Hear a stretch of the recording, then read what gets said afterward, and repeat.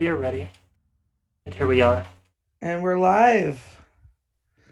Hello, everyone, and welcome to a brand new episode of Behind the Trance. I am Danielle, Mama Danielle. Over there is Alistair James. And today Oh, we have, all the way from Mobile, Alabama, Bob Bickett, aka Bixx. Hey everyone. Thank hello. you so much for joining us. So, how is Alabama? Like, I'm not an area I think of for trance. So, how is it over there? Non-existent. It's like you wouldn't believe when I people ask me what I do, and then I get the like, well, what's trance? And so I have to explain to them. Then I actually feel like I'm the ambassador for trance, trying to get them on the YouTube, and they go, "Oh, that's kind of nice. I kind of like that." So there is zero market for trance, and Mhm. Okay. Well, we got to start somewhere. Mhm. So, but how have you been? How's everything going? How you've been able to manage, the quarantine and COVID? yeah, that's I've been very fortunate that I work from home. So I actually I run in a small, it's my company, so it's not like it's big. It's an investment company, so I'm able to work from my office. It's sort of, but that creates a lot of challenges in terms of human connection, interaction. So in terms of music, I kind of set like I set a couple goals like I do in life on most everything, and Mhm. so music it was about. I looked at it this way. I'm sort of an up and coming name in the industry, and in this pre-COVID, I didn't have many gigs, and so Mhm. now there's no gigs. COVID.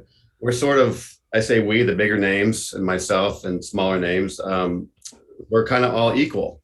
Yeah. So, what are you going to do to sort of get your brand a little more well known during COVID, and then what's going to happen? Hopefully, when if I reach some of those goals, I'll get more opportunities coming out of COVID. So I just made a point of doing two things. Is one is a lot of track releases. I work a lot on music, a very creative guy, and so I've been putting out a lot of music, and probably more so than sort of the average producer. And then the other thing is this: when I do any kind of videos, I try to do a really good production, and I have a nice video team that I work with, and just try to create some new concepts and and try to just make a little bit of a more of a memorable impression through the quality of the video. So I just wanted to create a lot of content during this time, and hopefully when it's all over, more people will know my name, and I'll get some more opportunities to play live like Avalon.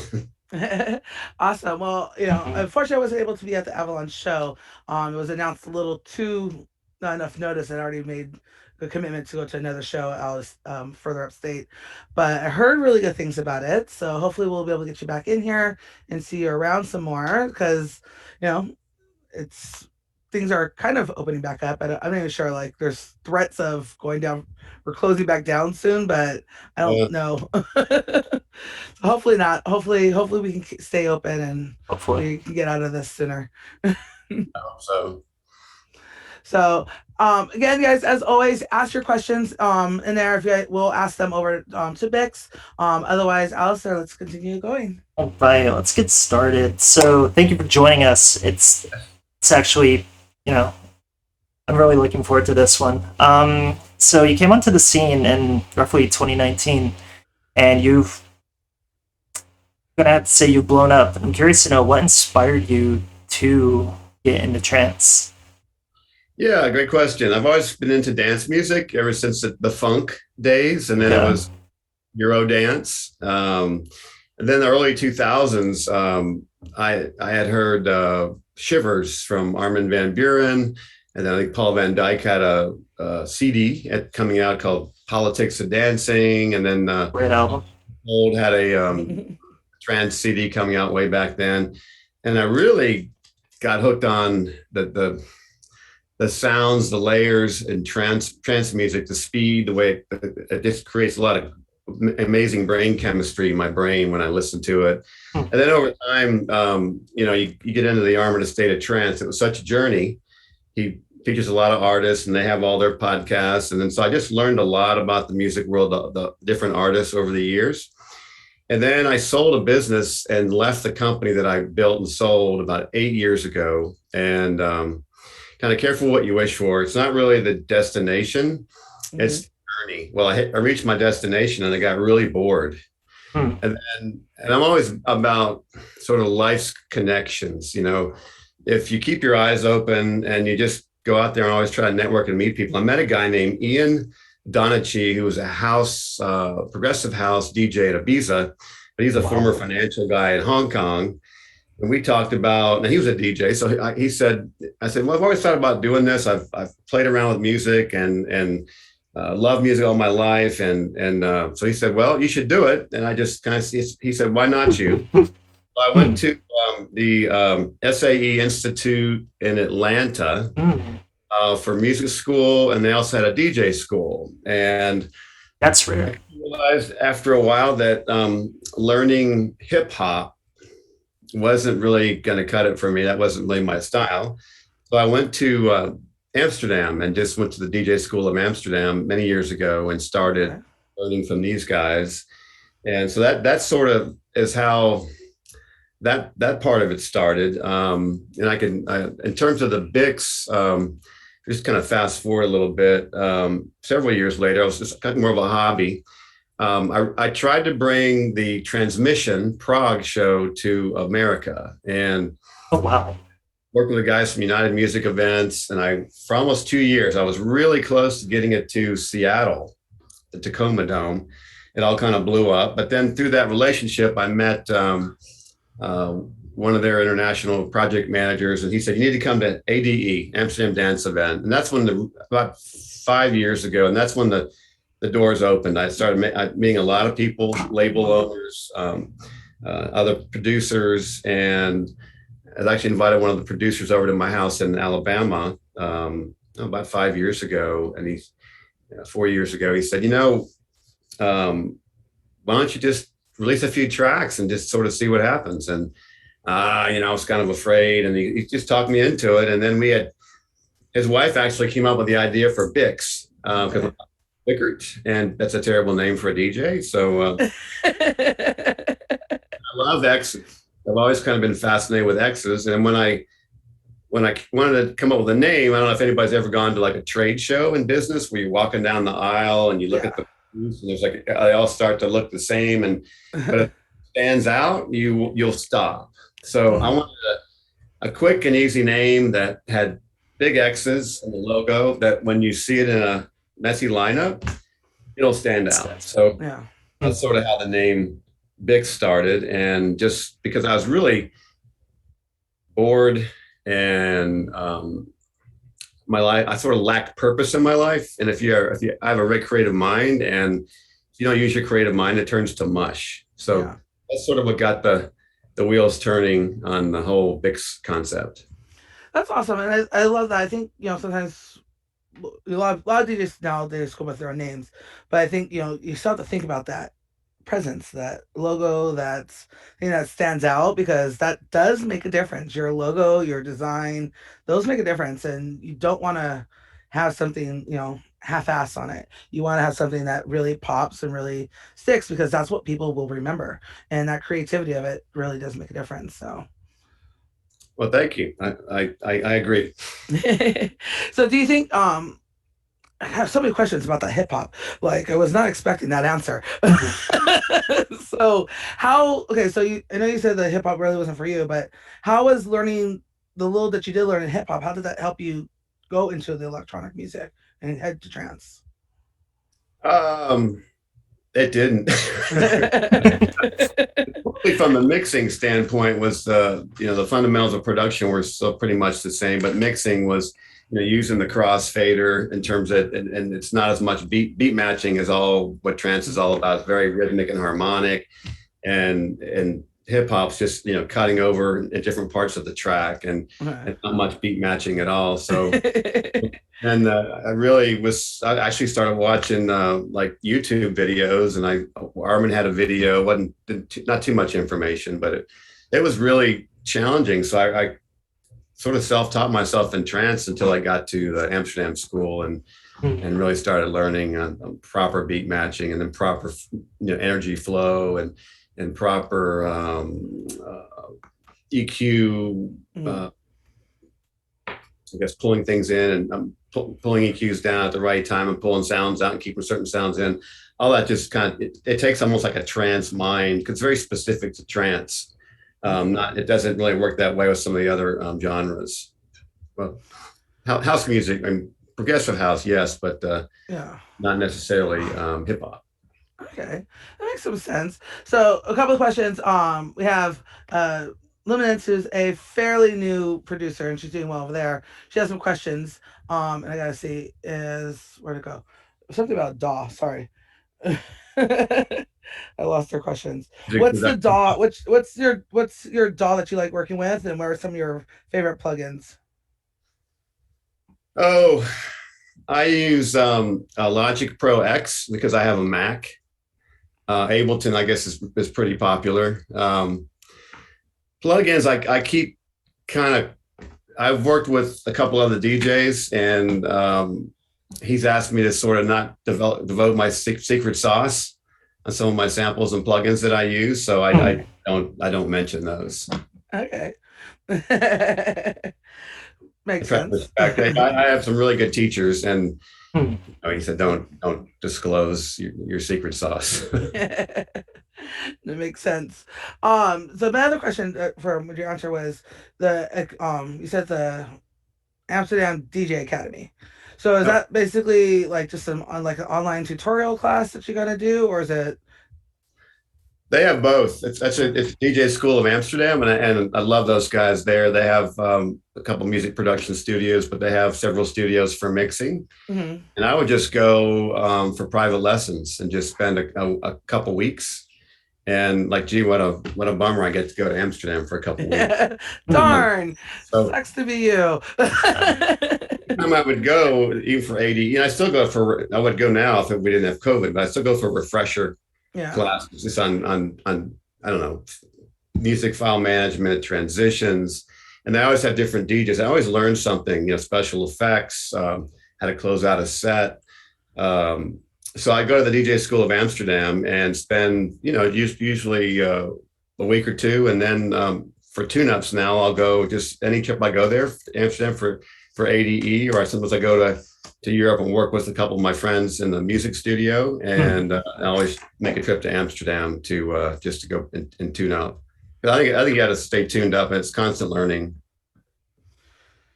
Um. Oh, on the online portion, they do have an online component. I've done their online school, but I like the human connection. And for me, I just learn so much more in person, and I like being there. And I got a cool wife that allows me to go. That's cool. I think, you said you were able to work from home. You have some advantages that sometimes other people might be able to do and to be able to go there because I think that's awesome. I wish we had more opportunities like that here in the States for like DJing and the classes and stuff like there. But like in the Netherlands in particular, it's like built within its culture. So that's pretty cool. I've actually Um, gone to a DJ school in Salt Lake City as well, okay. a production school. I'll probably sign up for some advanced courses, and that'll be more online as well. I've spent some time in Park City, and I was in Park City before I came to Avalon, and he let me use the studio for practicing. And so I do. I'm a firm believer in education, and it's continuous. I mean, you never know too much, and you always want to keep learning. Mhm. My learning journey never stops. Okay. That's really awesome. So, one of my other questions is in similar what Alistair had mentioned earlier, is like you kind of came onto the scene with really in the last couple of years or two, which into a more mainstream scene. Um, but you also came in a little bit later on in your life. What made you want to start coming in at this time, and do you regret maybe not coming in sooner? Yeah, that's a great question. So, in terms of challenges coming on at this later stage of my life, I personally think it's an advantage. But as far as the negative side of that is, from a physical standpoint, for me to play at 3 or 4 in the morning, that kind of sucks because I don't. I'm just going to lay it on the table here. I don't do drugs. I used to do in my younger days, but so and then when I play, I don't drink. So I try to be very focused, and I like sleep. So staying up late's challenging, but everything else, it's really allowed me to come on the scene really fast because it sort of lets me use my.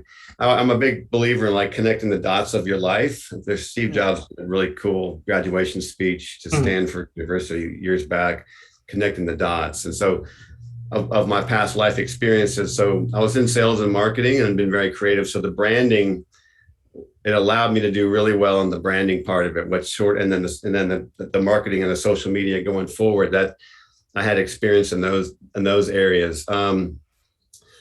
Also, just just kind of knowing the philosophies for success in life that you kind of learn over time through mistakes. And believe me, I made a lot of mistakes in my life, but I've learned, I have fundamentals of success. And if you apply those to any business, anything, you can be successful faster. So the whole Bixx thing was, I don't probably have a 20-year career ahead of me. So I wanted to do it fast. And for me, it's all about growth. So I built a team. And that's another thing that I believe in, team building. Because it's say in the music industry, it depends on who you talk to. It's 30% production, 70% everything else. Yeah.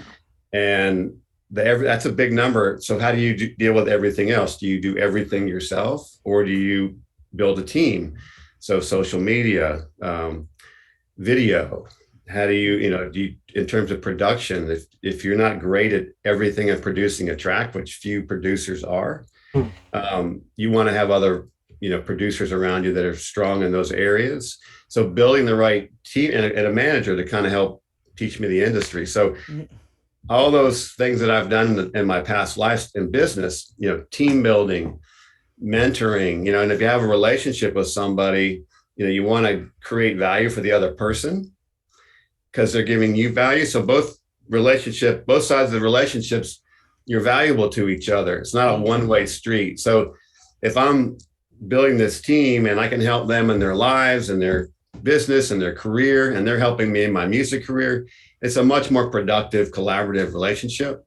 So a long story short is that the experience that I picked up along the lines in business and working with people and creativity and networking and relationship building, I just love people and I love to inspire. I like help. I look for I'm giving you all my philosophies here, but I tend for the good in people. Yeah, I get mad and bummed and depressed and upset like all the rest of us, but I really look for the good in people. So all these kind of qualities that I sort of learned over time have helped me as I've gotten older. So I think it's a great time. And another thing that it's really important to me is if I can do this at my age, it's never too late to reinvent yourself. So I always kind of say that in my mentoring Mondays. It's never too late to reinvent, because it's really not a myth. Are you kidding me? This guy in Mobile, Alabama's in the trance scene, playing trance music, and I mean, like, what's up with that? So, but the bottom line is you got to be, and I think as you get older, you have to understand that you don't have to, but I think it's more helpful as to understand, why do you do this? And it's about passion and purpose. And so I think if you're not passionate about something, it's easy to give up, and you're really not that into it. So I understood the value, the importance of passion, and also the why. And the why are you doing it? And well, for me, the why is more about when I got into this, I wanted to have a type of business where I could travel. I could have a type of business where I could meet new people. I could have a type of business where I could create. I could have a type of business where I could build teams. So it sort of checked all the boxes. I don't know if I got off track on the question there.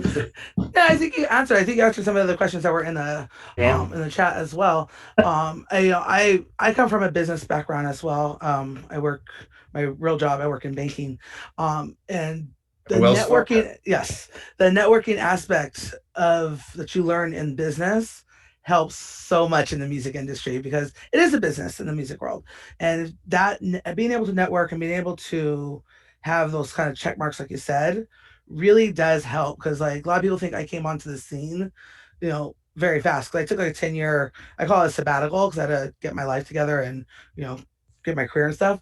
But when I came back very fast to be where I'm at and where I'm doing. And a lot of it has to do with being in the right place, right time, but being able to network and meet people and talk and just, like I said, build a team, build a group that really helps. And that does help in every aspect of this industry. So I think that's very, very important. Definitely, definitely. So, Alistair, Wow. yeah, follow that. Yeah. Wow. Okay. So a country that comes to mind when it comes when people think of trance music, it's definitely going to be Europe. And I'm curious to know, being a US based artist, how can the states increase its credibility and popularity when it comes to trance within the scene? Yeah, that's a really tough question because let's face it, if you're a promoter, you're taking all the risk, and it's not sad because they got to make the money, or they're nobody wants to lose money. That's their livelihood. So um, how do you get booked at a club if you're not a big name? So so let me understand the question. So tell me the question one more time, but I don't want to get off track with this answer. It's all good. The country that comes to mind when people think of trance is predominantly Europe. Being a US based artist, how can the States increase its credibility when it comes to US based talent within the scene? Yeah, I don't really know how to answer that other than just if you're a US based trance artist, producer, DJ, just get booked and somewhere. So I think if, like, for example, in my case, I don't really have a good answer for this, but I'm just kind of applying to my case. If you're like Avalon, for example, I was sort of the add-on kind of act that I think 11 and Christina Sky are the two main acts, but just get booked, get there. I mean, don't get all caught up in the fee. If you need to provide your own transportation, do whatever it takes to get booked. And then as a US based act, what can I contribute from a marketing standpoint, from to help with the reach of to get people to buy tickets. So learn about how you can help the producer make money. So it's really more from a business angle. I don't know how the music world works with PR to get, I think if you from a PR standpoint, I probably just need to ask my manager, for example, get me more interviews, get me more, Publicity. publicity through some of the music Mm. um, websites or whatever in the U.S. And but that's one angle. But the main thing is just to make yourself available. Like, for example, there's talks about, it's a little bit of a, it's not happening yet, but it's talks for next year that Jorn van Dijnhoven would do a farewell tour. And so we're talking right now with Tala 2XLC accompanying him. They're both from Germany. And then I'd be the American guy that would also join them on the tour. So, and why me? Well, the style is very similar. We have the same manager. I guess that makes it a big, easy reason. And then, I don't need to command like, I'm going to be the team player. I don't need to play it 1:30 in the morning, or I can, if I need to, if the promoter needs to make some money, I'll provide my own transportation. So I think you just got to be, if you're American, and you just got to get booked, and then have a whatever it takes attitude, and don't be a diva. I think that's important. And I got a couple questions from Hugh Tollin, which hi Hugh, how are you doing, babe? Which is going to go within this and some of the things on there. But I think for U.S. artists, you have to. I think it's a double-edged sword because you have to be very flexible so that you can get booked, but you have to also not be play for experience type of person either. It has to be a good balance because otherwise you don't want to lower your quality, I believe, at the same time. So I think it's a heavy edged sword, but we'll hopefully get through it as U.S. artists. Where a good manager comes in, to sort Yeah. of, okay, yeah, you have ideas of you'll fit their budget, but we have bigger plans for our strategy. Yeah. But at the same time, being very, very flexible. Yeah. And if the promoter doesn't make money, No one's making money. no one makes money. It's got to be about the promoter and the audience. Yeah, that's very true. So, all right, I'm gonna go back to Hugh's questions here. Okay, so first one is, do you find that relying on a team can impact your creative side? And he says that he does, as he does work in a duo, but sometimes they do have conflicts of vision, especially in the early days. So, how do you ensure that it's you and your sound at the end of the product, in the end product? That is a fabulous question. Yeah, I guess I can talk about that. Well, two ways. There's like in the team that I have as far as videos, you really sort of have to have a branding plan or a branding strategy. Mm-hmm. Okay, so in the strategy, and that's almost like a business with a vision, with a mission statement or core values. It's like these are our core values. So this is what the Bixx brand stands for. So therefore, everything that you do, there's not going to be swearing. I'm not going to play without a shirt. I'm not going to drop F-bombs. We're going to have this kind of style of music. We're going to have this. So it's all in that sort of the branding strategy. Mm. So it's almost like when in doubt, go back to if you're in the banking industry, you've got your core values, and it's very our mission statements. Yeah, you have a branding strategy that and part of my branding strategy is motivational quotes, which we can talk about later. But so that's one thing in terms of the team that I have, and so they have to all understand that. And it's up to me to communicate that to them what it is. Okay, so we got a clear understanding on that. We call that alignment. We all have to be aligned to what the strategy is. All right, on the collaborations, that's the biggie. I mean, I've started doing collaborations, and you're right. It's so easy to get off of your style, and then if you try to control the process and the other artist doesn't, his style doesn't come in there, he gets upset because you're changing too much, and so a lot of that has to be determined up front. And so you want to have alignment up front. So you want to have alignment in your skill sets. I think if you're really collabs all sound great. Hey, let's do a collab. Great. All right. Yeah. Then you get into it and you're like, well, you didn't talk about how you're going to work together, the process. and then your skills, maybe they're too much the same. Yeah. So you want to work with someone that has complementary skill sets. Each person do what they do best in the track.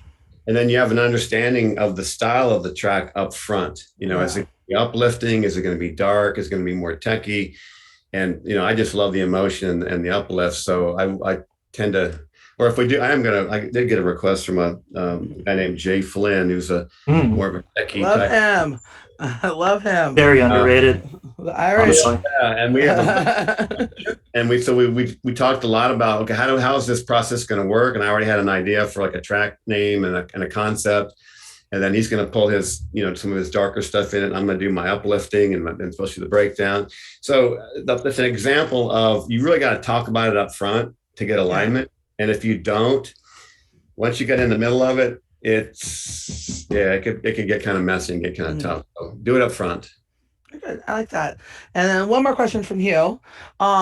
Is also someone who is business minded. Have you considered getting into the artist management side of things and bringing through other producers who don't maybe have the sort of backing that you have had personally from your own personal work and life?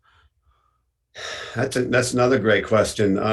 I sort of just do free mentoring right now. Just kind of anybody, people I meet at gigs and anybody that wants to contact me. And in terms of the management as a profession, that's I just don't have the time. Yeah. The time is one of the things we all have is, it's all the resources that we have available to us, but time is one of the only finite resources. There's only so many hours in a day. And I have, other things that I try to have balance in my life. And so I don't know that I would, I'd probably need another year or two of learning. I don't think I could really be a great manager right now because I just don't have the knowledge in the music scene. Yeah. I have the knowledge of basic principles, but right now I just don't have the time, and I love the creative side. People told me like, Bob, you're an idea machine. So I'm not, one thing about idea people is, they might have 10% are home runs, and 30-40% are terrible ideas, and the rest are all in the middle. So I just love the creative side, but I think I could do the management scene, but I don't know. Part of me is that the patience, working with club owners, and some of the people, I'm pretty I'm all about, I'm not anyway insinuating that there's a lack of integrity in some of those areas, but I'm so much about honesty and integrity and character with people that I don't really like to work with people that I don't see that in abundance. Yeah. I just really click more with good, honest people, and if no drama, no games, and if people want to do that, then that's okay. But I just don't want to be involved. Yeah. So I don't know if I answered the question. That's a tough one. Artist management is a tough one. It's definitely, I do some artist management work as well, and it's definitely fun, finite of things, because you see a lot of different sides of the business, and sometimes it's not always the side you want to see and be a part of, but it's part of the game and part of what you need to do to get it done. But I tried, at the end of the day, like I tell people, my goal is I want everyone to succeed. I'm not trying to, I want everyone to be the best.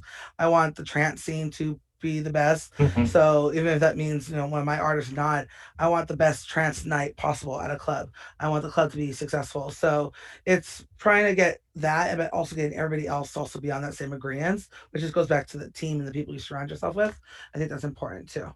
So for me, artist coaching would probably be a better way. I would like the coaching more of the side of that than I would, dealing with all the missing the pieces of the puzzle like you have to deal with. Awesome. So you recently had a big live stream on the Dream State Artist Series in July, and what is arguably the largest reach to date for you to play to fans. Did you feel any pressure doing the set compared to others, and why or why not? Not really. I think maybe I'm just too naive to to know any better. But in general, playing in front of a webcam, I just kind of give a perspective. You see everybody's doing the Twitch and all these different webcam. For me, playing in front of that camera is really hard. It's like, how do you constantly stay up? I mean, and then if I practice the mix, and I get sick of the tracks, or especially tracks I've made, you get sick of them from hearing them so much when you make them, and that just staying pumped up. So the hard part for me is just doing those webcam type videos. So and I get a little bit better at it. So, but I did sort of want to go kind of up the game a little bit. In one of the video guys I work with, wanted to try a little different concept with more 3-dimensional and all the lights and some of the flashy lights, and then zooming in and out, and just some little different video tricks. And then we're actually hopefully going to work on a new software he's got about more of the 3-dimensional with the green screen stuff, not just in the back, but also on the sides. So I did feel pressure to kind of up the game in terms of, I didn't want to like show up in a t-shirt. But some guys can do great because they got the big name, and maybe that's part of their brand. But I kind of felt like I needed to stand out a little bit with the production element.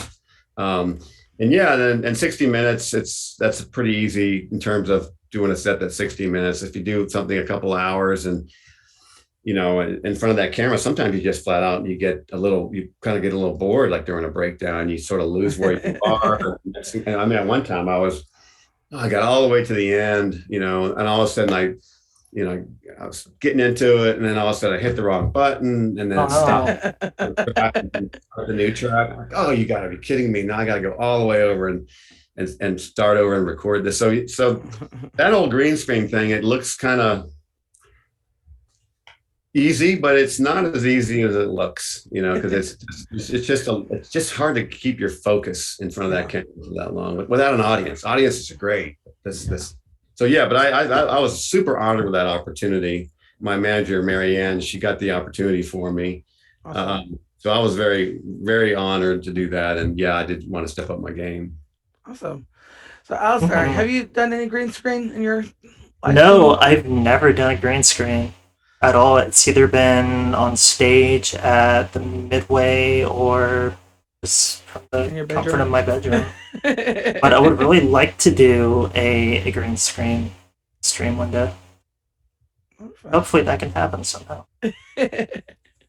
Well, there's a lot of free software. OBS is a software that a lot of people use. So if you ever want to get started, just Google how to use OBS. It's free software, and it sort of and then you teaches you about the green screen and what you have to do in order to do it. It is a little bit of a learning curve, but it's not that it's not that difficult. I can figure it out. Nice. All right, Alistair, shit.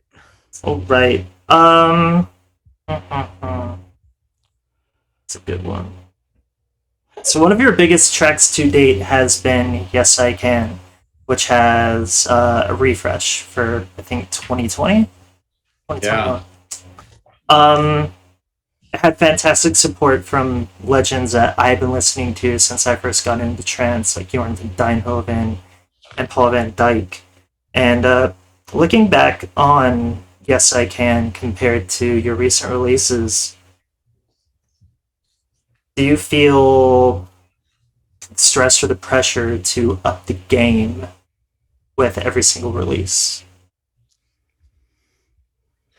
That's a great question because Yes I Can was I got a little lucky with that track, to be honest with you. It's sort of like you have a track that just kind of comes together. I do some melody sessions, and we did, we crank out 3 or 4 different melodies. Sometimes I go with other producers, or I'll do them myself, and I just crank out melodies and I put them in a file, and then sometimes I forget about them. And I had the "Yes I Can" melody, and I don't want to call it the melody graveyard, but a melody file. And then that particular melody, if you think about it, it's like an isosceles triangle. It's like 7 notes up, and then an inversion, 7 notes down. Same thing. It's very, very simple, but it doesn't sound simple. And then my wife actually, after when I had the instrumental part of that done, she actually came up with the melody for the choir. And then I got some help with the choir that is stunning in that track. And I got some help with a friend that helped me layer up some different choir sounds that together created that sound. So it just all came together. But in terms of the pressure, so there's a pride thing that, if your track doesn't hit the Beatport, whatever, top 10, bummer. But then I have to remind myself that I don't really focus on the Beatport top 10 as one of my main goals. One of my main goals is creating like a Bixx sound. And for me, it's trying something new, growing a little bit, coming up with that unique sound, that unique idea.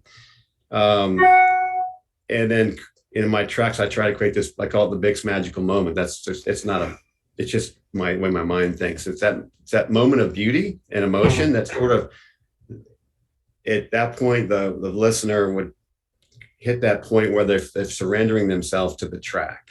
All the walls are broken down, hit that part of emotion, and they kind of let themselves go to the track. So I focus on the process of the track, creating that emotion, like my eye-watering moments in the track. And then I end up, until I overplay it, falling in love with that track. I don't produce it from the standpoint of, like, for example, A State of Trance. Their business philosophy is to go to a much broader audience. They make more money on Armada. But for me, it's all about the uplifting side. So sometimes if I do create a track and but I think it's really good and it doesn't do as well as Yes I Can, which a lot of them don't. And I don't really feel that bad about it. I don't feel the pressure. But I do feel like if you want to keep up, if I keep up in my game, if I keep growing, I keep learning new techniques, I keep coming up with new sounds, especially sound design. Sound design is tough, and creating new sounds is tough for me. And the better I get at that, I'm more happy with personal growth than I am with,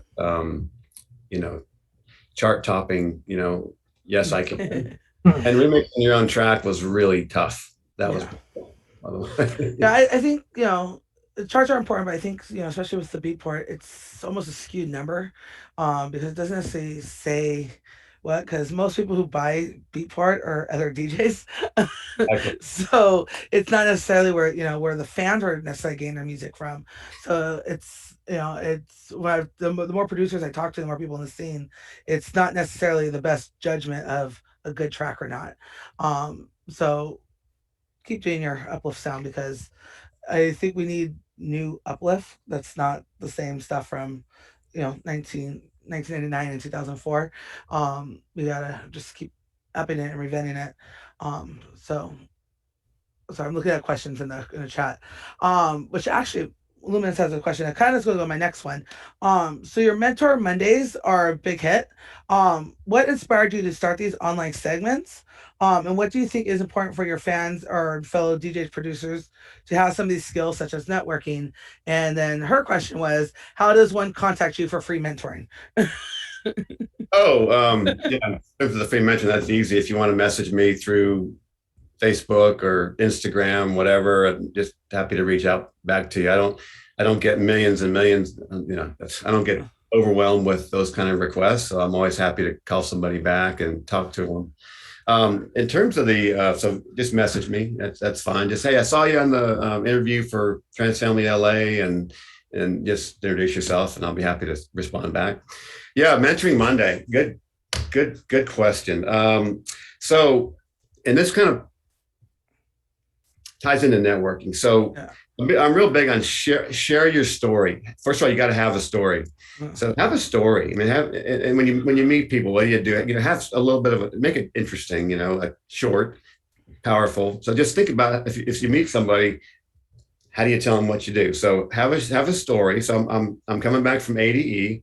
I sat next to this guy who was I guess he's like pretty much of a big shot in the company, and he asked me what I did, and he goes, "Oh, you don't want to have to learn all that social media yourself. You should just contact a local university and do an internship program." So I set up an internship program, how to build a DJ brand, and then contacted the school, got a couple of young, really smart digital marketing kids. And one of the kids said, I call them kids, students, said, you should, and so we helped there's a brand DNA questionnaire. So we literally went through this questionnaire to create the Bixx brand. And it was about, why do you do this? What are you passionate about? What's important to you? And then how will you be different? And so when I put the mentoring part of it, sort of a way to give back life's experiences, since I grew up in my personal and professional career with always having mentors. And he said, you should do it. Why don't we do a mentoring Monday? And it started off pretty bad, I was reading and I was just really uncomfortable in front of a camera. And so it started off just as sort of a way to give back, and then a way to separate yourself. And actually, I'm kind of gotten to the point where, like last week, I couldn't think of anything. So I just, let me just do a video on a guy who was really far behind in a race, and I told what was important to me about the Olympics. So, but then obviously things happen to me during the week, and I get an idea for mentoring Monday. So I got to do my mentoring Monday literally after we hang up. I got to, my wife films it, so it's not nothing fancy. But so it was just kind of an idea to say, how do you separate yourself from other DJs? And it's nothing to do with music. But for me, it's like music is the vehicle, inspiration is the message. So I try to deliver something. And I had my video guy said, Bob, we need to come up with better names for your tracks, because I can't come up with good ideas for your videos, because I can't always have the same motivational thing. So I try to do track names, right? Yes, I can's about state of mind. If you think you can, you think you can't, you're right. Breakthrough, rebirth, empowerment, those kind of things. So that just really passionate about mentoring, developing, helping people, encouraging, that kind of thing. And how do you kind of pull that into the music scene is what makes you different. Like, Armin, he's, if anybody that's done a branding thing, it's the latest and progressive and trance and their show. And that's being a big hit for them. So my thing was, how do you just bring a little bit of mentoring? And then plus it's sort of what I'm passionate about. And I learn from that too. Sometimes I have an idea I said, well, okay, I'll talk for 2 minutes with my idea, but then I go research some videos and some other guys that I like to listen to, and then I learn like how to expand on this topic, and then I'll do a topic for 6 or 8 or 10 minutes, and Yeah. so it is becoming tougher and tougher to come up with new topics, but life does happen, and I get ideas. Yeah. But I love them. I pre-COVID, part of one of my roles at my company is I do actually leadership training for future leaders in the company, and that's one of the things we call it elevator speeches, and the way Yeah. we tell people is basically you're in the elevator and you're going up to the 43rd floor, and the CEO walks in. This is probably the only chance you're ever going to talk to the CEO and realistic. How do you make yourself memorable? And it's that same question in the interview. Most interview questions, they're very behavioral based, and it's scenario. There's always one question that they ask you in choosing beginning. It's tell me about yourself, and it's how are you able to say in a very concise way who you are, and what makes you stand out, what makes you different. And I think that's part of that networking, but it's part of that leadership and training.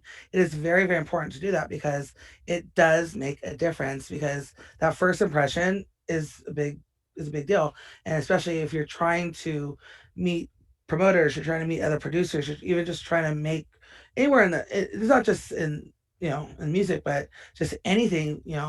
How do you kind of set yourself up and it puts you into a different way? So I really do like that you do that because feel when I do. The other thing I do is I also do interview workshops, and that's always one of the hardest questions to kind of help people prep for is that because you have to talking about yourself, but in a way that's marketing yourself, but not like selling your. It's like a very fine line of the two. You don't bore the other person by talking too long. Yeah. I forgot to answer the question. I think about the networking part. Hmm. I look at like if you want to do something new in your life, or you want to go somewhere in a different direction, or even you want to move up the ladder in your company, then you want to surround yourself with the people that are already doing that are already more successful, more experienced in that area. So if you look at your life in terms of it's all about the people you surround yourself with. I mean, if you people that struggle, you look at people they surround themselves with, often they're not around the people that are going to pull them up, they're pulling them down. So you really want to it's a constant I guess processing or circulation. So you got the people that you know in your life, and you want to cultivate the good relationships, and then the ones then we have to constantly do the analysis of, is this person an energy giver, or are they taking the energy away from me? Hmm. And then if I can't change that, how do I basically minimize those kind of relationships? And then in terms of new relationships, am I putting myself out there to meet new people? And then do I have the ability as a person to be a good judge of character for people? Is this person going to help me, or is this person going to be one that's going to pull me down? So in terms of the networking, I've just always been very fortunate that I always meet, like I didn't have anybody to release Flight of Life. And I met a girl from Thailand who was in PR that helped bring the transmission show to Thailand a few years ago. And I had an opening for that day. I messaged her, hey, you want to go to lunch? I said, yeah, sure. She's going to be at the ADE. And she goes, well, I had a meeting to go over. Do you mind if I bring this guy with me? Sure, go ahead. It was Ram, who was at the time was running Grotesque. Mm-hmm. And that's when Flat of Life came out on Grotesque. So it's just, I mean, I didn't have a label, and I could have been the next Armin van Buren, but without a label, you're sort of. so, I mean, that's just the power of networking. And sometimes you meet, the wrong people, but you got to have the ability to know in your mind, to have the questions in your mind to ask, to try to get to know people, and to try to figure out, are they all about what they can get out of me, or are they going to help me, And Yeah. so I love meeting new people. And then every time you meet a new person, that can lead into a new person to a new person. And that's how I built the team. Is I actually I went to a thing called Dance Fair, which in Amsterdam about 5 years ago. It was a music conference, and I met a guy named Sebastian Hooft, and he's a house producer, DJ, but he's a former entrepreneur. And he wrote a book called Redesign, like 100 pages, and it's fantastic book. I actually hired him to do a motivational conference in Amsterdam a few years ago. But through him, I learned even more so the power of team building, and then how he did it in the music industry was he launched his career really fast. And so who'd have thought I would have met him? And then I met the guy that is Armin's digital marketing guy, Dennis Dolan, who's just genius, and I don't work with him that much anymore, but we've had a few lunches together. It's just amazing what you can get done through networking and sharing your story, because people like stories. They do. And Gene, I'm not answering that question because I don't agree. So yeah. Alistair, go ahead. Gonna protect me, huh? It's just a really off the wall comment about Sandstorm. Yeah, I'm gonna answer that. So Gene, your question is, the DJs should play the original Sandstorm at least once in their sets a year. Agree, disagree. But my question will be Still We Rise. I want to talk about Still We Rise for a moment, because it's a fantastic uplifter with two of, well, actually, I guess you could consider them one because they're twins of my favorite artists at the moment, Yoshi and Rasner, with the fantastic Sim McLaren on the vocals. How did that collaboration come about? Are there going to be any more Bixx vocal tracks in the future that we can look forward to? Yeah, if I were to say Bixx, Bob, you can submit one question to you guys to ask me. That would have been it. This is such a great example of the power of networking and just everything happened in this track that I really love and believe in. So I actually met the manager of Yoshi and Rasner through Facebook, because he was just, I'm a fan, and I'm not into this fan thing. I just call them friends, So, and so we communicated a few times. He said these guys played at Yoshi and Rasner. They played at my wedding, and then after about a couple of months of communicating, goes, why don't you guys do a collaboration? And it just so happens I downloaded some of their previous tracks, and I love their style, the way they do their leads. They're a little bit of a messy sound. I love that sound. And so I didn't know them very well. So we started the process of sort of I call alignment. How would you want to work? And so I kind of liked the way they wanted to work as a collaboration. And so we designed a couple melodies, and so let's pick one to do our track. And so they said, well, I said, which one do you want to pick? And I said, well, we can't, because it's like asking me to pick between two Victoria's Secret models. So sorry. And I said, well, let's do one as a vocal track, and then we'll do one as a follow-up. So there is going to be a follow-up. And if I had to guess, it'd probably be a January release, and I don't give too much away on that one. Ooh, nice.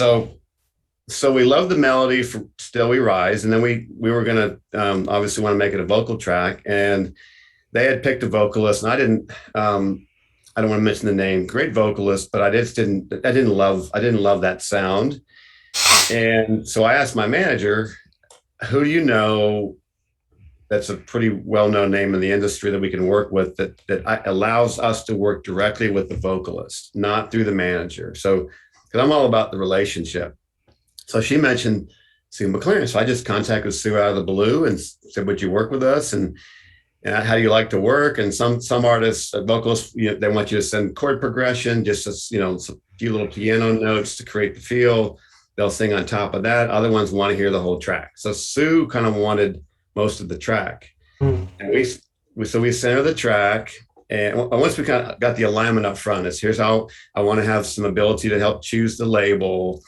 Some of the way she likes to work. We sent her the track, and she heard it, and she said, oh my God, I love this track. It's so emotional. And then we decided on kind of a content, like a subject, like let's do something inspirational.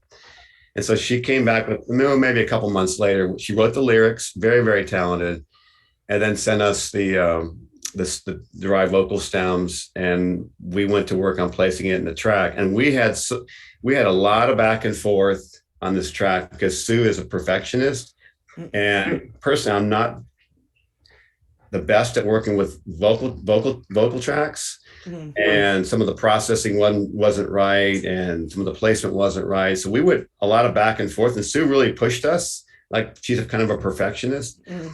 and it got a little frustrating. So we were Yoshi and Razner, and we called this no pain, no gain. But we also had believe there's a saying, nothing great happens without tension. And what came out of this whole thing is Yoshi and Razner, they have such great character. These guys, I mean, they're so talented, but they're amazing people. And so is Sue. I think she might even be a behavior psychologist, as a part-time job. And so we really connected as people and as friends. And it got us through lots of back and forth. When we finally got the track finished, then we sort of realized that, I think Raz at Amsterdam Trance was really the guy that could give this track a lot of promotion. He's really great on vocal tracks, and he'll give us a lot of Spotify. He really plays hard on Spotify. So that's how that came about, just basically through their manager asking me if I would do a collab with them. And I'm telling you, as far as I'm one of their biggest fans, I love their sound. They have a remix called Amino, which is an old classic sound with a lot of choirs in it.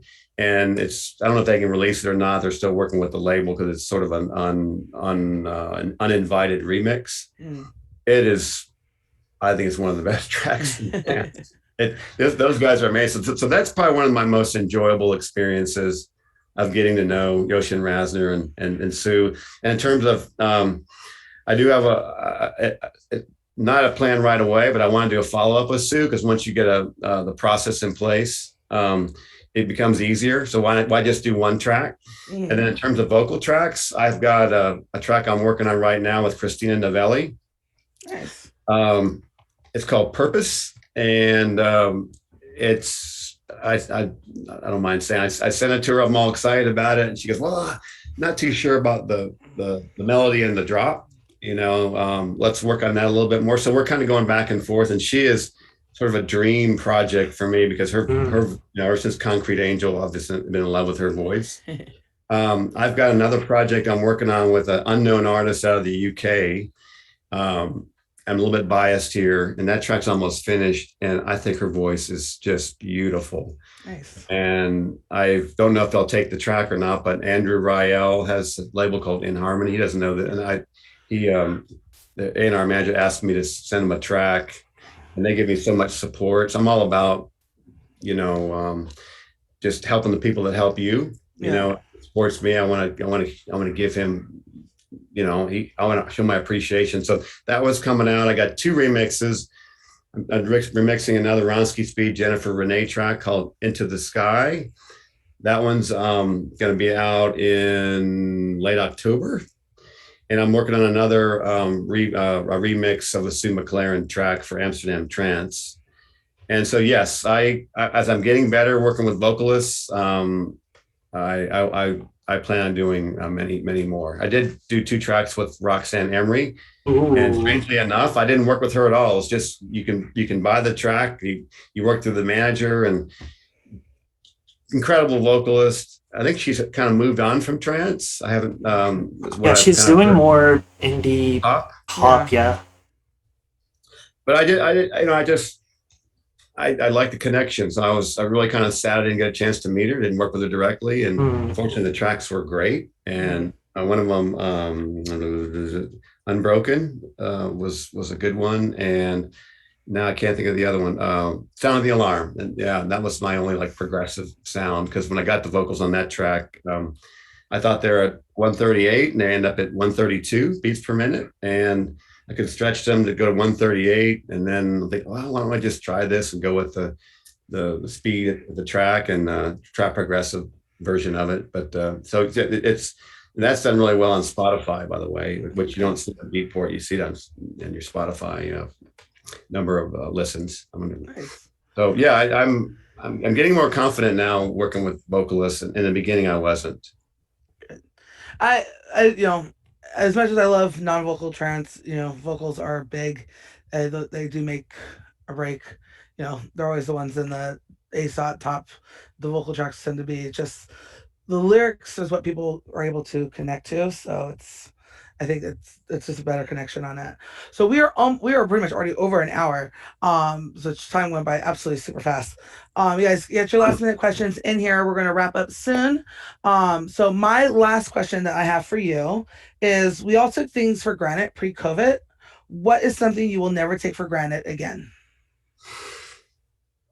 Um, the power of the human connection, and you Okay. know, Sorry. oh, When there's pets, Oh, I just lose all train of thought. he So.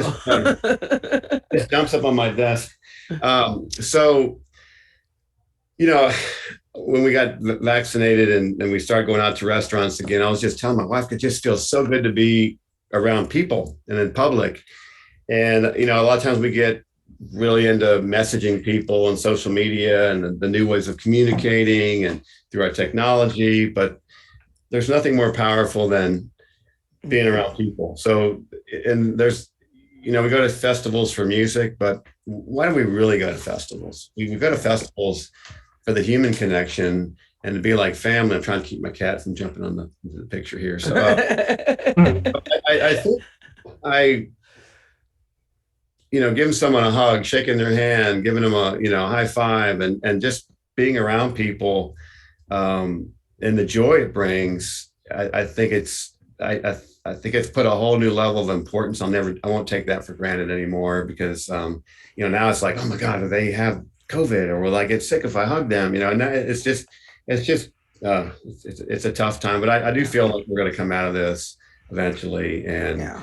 And I think if you don't learn something from it, if you don't turn it into a negative into a positive, you don't find ways to have something good come out of this. And there's always opportunities in negative circumstance. You just have to look for them. So that's my biggest, I guess, thing I don't take for granted now is the human connection. Like I said, I think everyone, we're all in the same boat. It's what did you do with the time and how did you improve? And you definitely, with your music and just your promoting and getting your name out there, you took your time really well. So, But Alistair, final question. question. If you were given a platform and you were to tell the world one thing, what would it be? A podium, so to speak. That's a dangerous question. I would just say be kind to one another and look in the same breath, look for the good in people because it's there, hurt people hurt. And, sometimes it's better to avoid them. But if you look for the good in them, you could speak to that quality in that person and have something in common. And then if, there's a guy that I work with, he's a lawyer and he's a hammer and the whole world's a nail, and when I ask him like, how are your grandkids doing? You see them light up. So if you look for the good in people and you speak to them and you pull that out of them and you speak to them on something that they just really passionate about, watch them light up. So I would just say especially in this COVID thing, be kind and considerate to one another and look for the good in people. So that's my next thought of the day. Well, thank you so much for sharing that. So it's been Thank an you. absolute pleasure. I've learned so much more about you than I Well, thank you so much. which I love doing these interviews because you learn more and like it's crazy like when you actually learn somebody's history and how they got into it. It's like okay, because as much as it does look like you came on almost out of nowhere, you have a history back there, and when people know that, it changes perspective. So I think that's really good. A lot of thought and a lot of planning and a lot of it's intentional. So it's a big saying if failure to plan is planning to fail. So Yeah. as best you can. You can always fail on paper with your plan, but just get it on paper, and you can always change it. But just have a plan. I love it. Well, thank you so much for joining us here today. It's been an absolute pleasure. Thank you for everybody who is in the chat asking questions. We appreciate it. Alistair and myself are back this Thursday for our second episode of Green Room Banter. Gene, you better be on it. We're going to do Sandstorm again into the second video because now apparently we know what happens with the case. so we have to watch the second video. So we're gonna watch both. So Gene, that's for you. You should join Eugene. It's gonna Gene, be you have to be on there. 8:30 on Thursday here. And our next two interviews coming up is with Indecent Noise and Tempo Gisto at the end of the month. So those will be announced a little bit soon. So thank you guys again. We appreciate it, Bixx. Thank you so much. Thank you. Hopefully we'll be seeing each other soon. And you'll be on Back some at more Avalon. lineups. Oh, Yes. Come back to Avalon. I love Avalon. It's one of my favorite clubs in LA. So beautiful club. Mhm. but thank you so much. We appreciate it. Thank you guys. Have a good day. Thanks, Bye, everybody. everybody.